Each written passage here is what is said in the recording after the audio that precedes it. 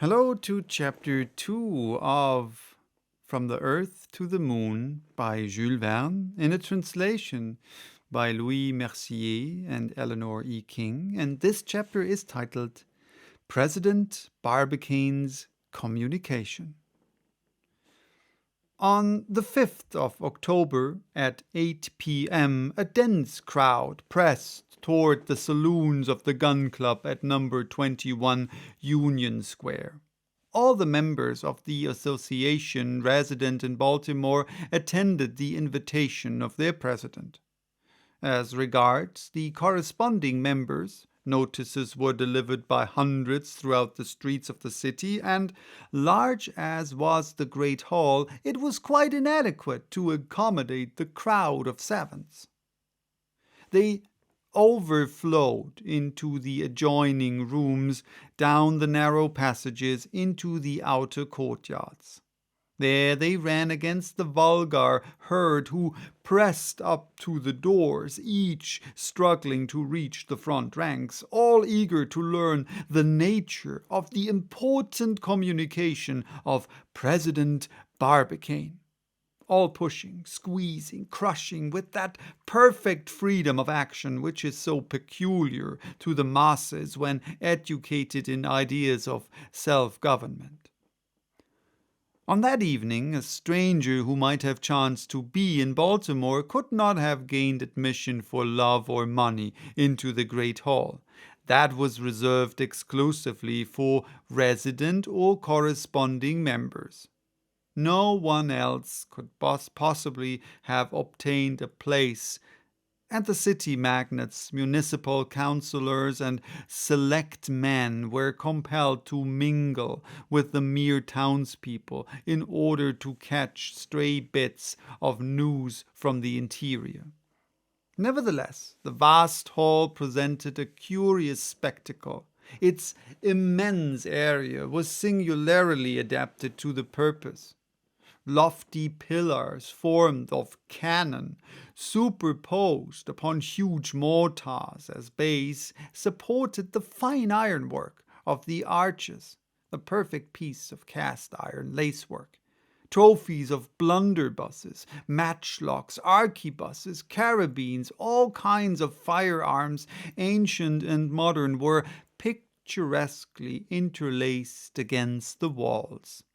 The gas lit up in full glare myriads of revolvers, grouped in the form of lustres, while groups of pistols and candelabra formed of muskets bound together completed this magnificent display of brilliance. Models of cannon, bronze castings, sights covered with dents, plates battered by the shots of the gun club, assortments of rammers and sponges, chaplets of shells, wreaths of projectiles, garlands of howitzers, in short, all the apparatus of the artillerist enchanted the eye by this wonderful arrangement, and induced a kind of belief that their real purpose was ornamental rather than deadly. At the further end of the saloon, the president, assisted by 4 secretaries, occupied a large platform. His chair, supported by a carved gun carriage, was modeled upon the ponderous proportions of a 32-inch mortar. It was pointed at an angle of 90 degrees and suspended upon truncheons, so that the president could balance himself upon it as upon a rocking chair, a very agreeable fact in the very hot weather. Upon the table, a huge iron plate supported upon 6 carronades, stood an inkstand of exquisite elegance, made of a beautifully chased Spanish piece, and a sonnet, which, when required, could give forth a report equal to that of a revolver. During violent debates, this novel kind of bell scarcely sufficed to drown the clamor of these excitable artillerists. In front of the table, benches arranged in zigzag form like the circumvallations of a retrenchment formed a succession of bastions and curtains set apart for the use of the members of the club. And on this especial evening, one might say, all the world was on the ramparts. The president was sufficiently well known, however, for all to be assured that he would not put his colleagues to discomfort without some very strong motive. Impey Barbicane was a man of 40 years of age, calm, cold, austere, of a singularly serious and self-contained demeanor, punctual as a chronometer, of imperturbable temper and immovable character.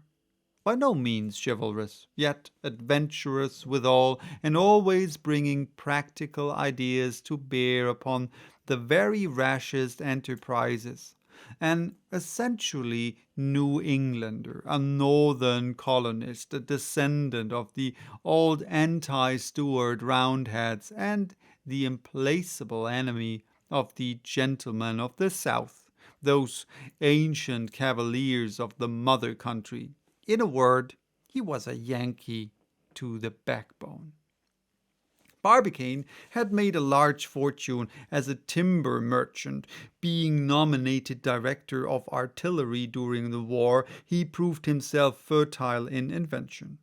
Bold in his conceptions, he contributed powerfully to the progress of that arm and gave an immense impetus to experimental researches. He was personage of the middle height, having, by a rare exception in the gun club, all his limbs complete. His strongly marked features seemed drawn by square and rule, and if it be true that, in order to judge a man's character, one must look at his profile, Barbicane, so examined, exhibited the most certain indications of energy, audacity, and sang-froid. At this moment he was sitting in his armchair, silent, absorbed, lost in reflection, sheltered under his high-crowned hat, a kind of black cylinder which always seems firmly screwed upon the head of an American. Just when the deep-toned clock in the great hall struck 8, Barbicane, as if he had been set in motion by a spring, raised himself up. A profound silence ensued, and the speaker, in a somewhat emphatic tone of voice, commenced as follows. My brave colleagues, too long already a paralyzing peace has plunged the members of the Gun Club in deplorable inactivity. After a period of years full of incidents, we have been compelled to abandon our labors and to stop short of the road of progress. I do not hesitate to state boldly that any war which would recall us to arms would be welcome. Tremendous applause. But war, gentlemen, is impossible under existing circumstances. And however we may desire it, many years may elapse before our cannon shall again thunder in the field of battle. We must make up our minds, then, to seek in another train of ideas some field for the activity which we all pine for. The meeting felt that the president was now approaching the critical point and redoubled their attention accordingly. For some months past, my brave colleagues, continued Barbicane, I have been asking myself whether, while confining ourselves to our own particular objects, we could not enter upon some grand experiment worthy of the 19th century, and whether the progress of artillery science would not enable us to carry it out to a successful issue. I have been considering, working, calculating. and the result of my studies is the conviction that we are safe to succeed in an enterprise which to any other country would appear wholly impractical. This project, the result of long elaboration, is the object of my present communication. It is worthy of yourselves, worthy of the ascendants of the Gun Club, and it cannot fail to make some noise in the world. A thrill of excitement ran through the meeting. Barbicane, having by a rapid movement firmly fixed his hat upon his head, calmly continued his harangue. There is no one among you, my brave colleagues, who has not seen the moon, or at least heard speak of it. Don't be surprised if I am about to discourse to you regarding the Queen of the Night. It is perhaps reserved for us to become the Columbuses of this unknown world. Only enter into my plans, and second me with all your power, and I will lead you to its conquest. And its name shall be added to those of the 36 states which compose this great union. 3 cheers for the moon! Roared the Gun Club with one voice. The moon, gentlemen, has been carefully studied, continued Barbicane. Her mass, density, and weight, her constitution, motions, distances, as well as her place in the solar system, have all been exactly determined. Selenographic charts have been constructed with a perfection which equals, if not even surpass, that of our terrestrial maps. Photography has given us proofs of the incomparable beauty of our satellite. All is known regarding the moon which mathematical science, astronomy, geology, and optics can learn about her. But up to the present moment, no direct communication has been established with her. A violent movement of interest and surprise here greeted this remark of the speaker. Permit me, he continued, to recount to you briefly how certain ardent spirits, starting on imaginary journeys, have penetrated the secrets of our satellite. In the 17th century, a certain David Fabricius boasted of having seen with his own eyes the inhabitants of the moon. In 1649, a Frenchman, one Jean Boudoir, published a journey performed from the earth to the moon by Domingo Gonzalez, a Spanish adventurer. At the same period, Cyrano de Bergerac published that celebrated Journeys in the Moon, which meet with such success in France. Somewhat later, another Frenchman named Fontanelle wrote The Plurality of the Worlds, a chef-d'oeuvre of its time.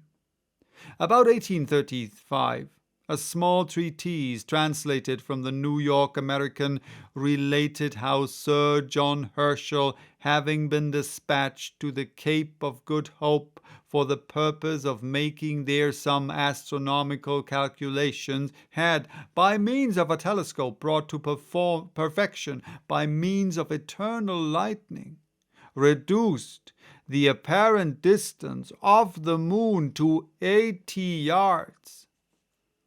He then distinctly perceived caverns frequented by hippopotami, green mountains bordered by golden lacework, sheep with horns of ivory, a white species of deer, and inhabitants with membranous wings like bats.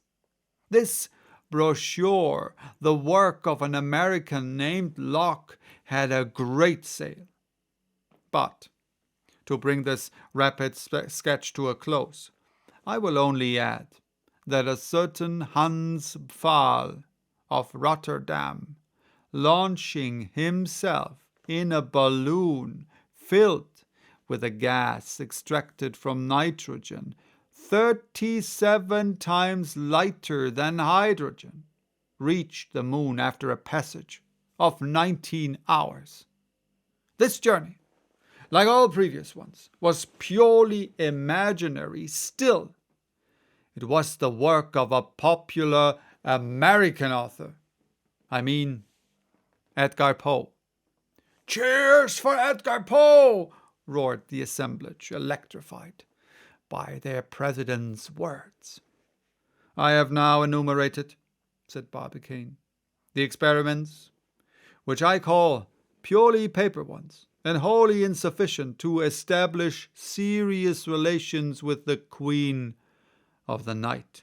Nevertheless, I am bound to add that some practical geniuses have attempted to establish actual communication with her.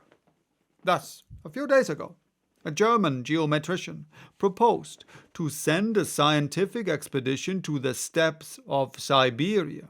There, on those vast plains, they were to describe enormous geometric figures drawn in character of reflecting luminosity, among which was the proposition regarding the square of the hypotenuse, commonly called by the Ass's Bridge by the French. "Every intelligent being," said the geometrician, "must understand the scientific meaning of that figure. The Selenites, do they exist, will respond by a similar figure, and a communication being thus once established, it will be easy to form an alphabet which shall enable us to converse with the inhabitants of the moon." So spoke the German geometrician. But this project was never put into practice, and up to the present day there is no bond in existence between the Earth and her satellite. It is reserved for the practical genius of Americans to establish a communication with the sidereal world. The means of arriving thither are simple, easy, certain, infallible, and that is the purpose of my present proposal. A storm of acclamations greeted these words. There was not a single person in the whole audience who was not overcome, carried away, lifted out of himself by the speaker's words. Long continued applause resounded from all sides. As soon as the excitement had partially subsided, Barbicane resumed his speech in a somewhat graver voice. "You know," said he, "what progress artillery science has made during the last few years, and what a degree of perfection firearms of every kind have reached. Moreover, you are well aware that in general terms the resisting power of cannon and the expansive force of gunpowder are practically unlimited. Well, starting from this principle, I ask myself whether, supposing sufficient apparatus could be obtained, constructed upon the conditions of ascertained resistance, it might not be possible to project a shot up to the moon." At these words, a murmur of amazement escaped from 1,000 panting chests. Then succeeded a moment of perfect silence, resembling that profound stillness which precedes the bursting of a thunderstorm. In point of fact, a thunderstorm did peal forth, but it was the thunder of applause, or cries, and of uproar, which made the very hall tremble. The president attempted to speak, but could not. It was fully 10 minutes before he could make himself heard. "Suffer me to finish," he calmly continued. "I have looked at the question in all its bearings. I have resolutely attacked it, and by incontrovertible calculations I find that a projectile endowed with an initial velocity of 12,000 yards per second and aimed at the moon must necessarily reach it. I have the honor, my brave colleagues, to propose a trial of this little experiment. So, this was chapter 2 of From the Earth to the Moon by Jule Verne. There's a lot of screaming involved in this book, I guess. Lots of loud voices. So, yeah. Bye-bye till next time with chapter 3, which is titled Effect of the President's Communication.